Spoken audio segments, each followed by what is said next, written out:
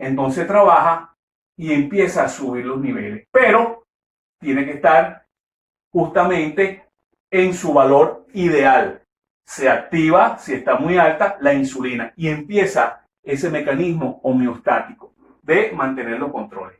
¿Por qué es importante tener el control de estos niveles? Porque tanto la hiperglicemia como la hipoglicemia nos puede dar una serie de patologías.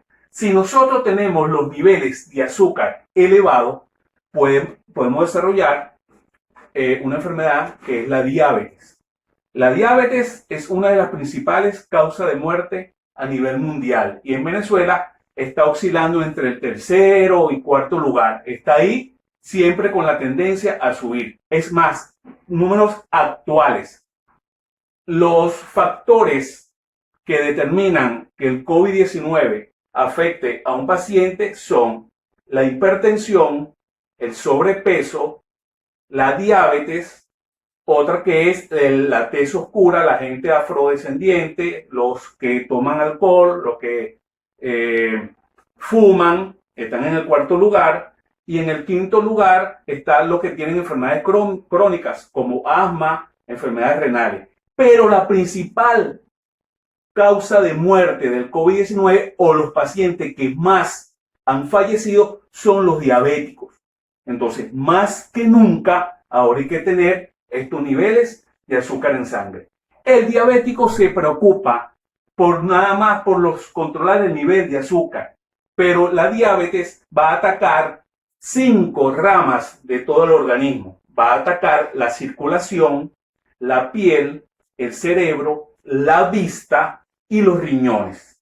La vista es por la disminución de una serie de patologías que van a tener en la visión como tal. La parte del cerebro es por las neuropatías que se van a desarrollar a nivel de los nervios de cada una de las partes del cuerpo. La parte de circulación es que disminuye la circulación o el irrigado de los sitios y una de las principales causas, vamos a decir así, o consecuencia de la diabetes es el pie diabético, porque la circulación no llega hacia los extremos, hacia la parte más alejada del corazón. Y la parte de los riñones va a crear unas nefropatías que van a conllevar en un futuro a una disminución de la función renal. Entonces es muy importante tener los niveles de azúcar controlados. Y para ello tenemos a estas dos hormonas que están aquí. Si no funciona en condiciones normales, va a desarrollar, como lo dije anteriormente, la diabetes, que va a tener 3 tipos. Uno, que van a depender del consumo de insulina. En ese caso, el páncreas no va a segregar ningún nivel de insulina y entonces tiene que ser inyectado. La otra, la diabetes número 2, es que los niveles de sangre los puede controlar con medicamentos y con dieta. Y la tercera, que es la diabetes 3, es la parental, que es la que sufren las mujeres cuando están embarazadas. Ok, mecanismo de regulación de la temperatura. Es importante tener una temperatura ideal para desarrollar las funciones corporales, pero tenemos que tener en cuenta unos conceptos básicos. Poiquilotermo son los seres que van a mantener su temperatura interna igual que la temperatura del ambiente.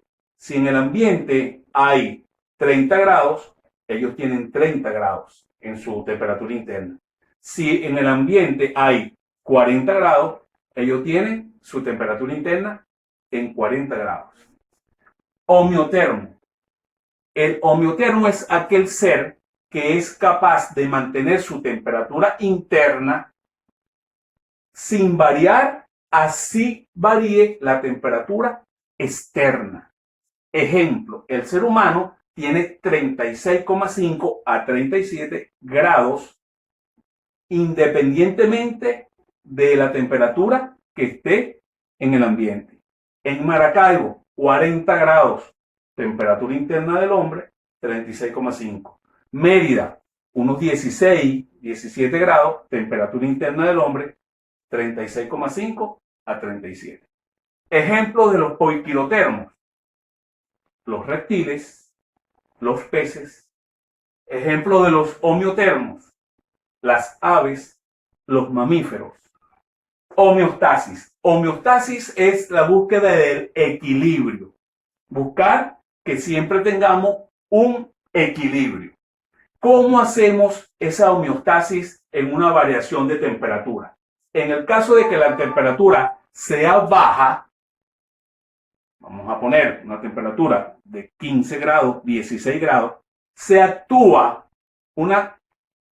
el hipotálamo, que es la que se va a encargar de regular la temperatura interna del cuerpo. ¿Qué hace el cuerpo para que no tengamos frío? Obviamente nosotros agarramos un abrigo, agarramos una chaqueta, pero el cuerpo hace un mecanismo para que esa temperatura más o menos vaya a ser un poquito más elevada. ¿Qué empezamos a hacer cuando tenemos frío? Empezamos a temblar. Esa búsqueda de calor, esa búsqueda que el cuerpo hace, esa serie de movimientos, ese tirititeo en los dientes,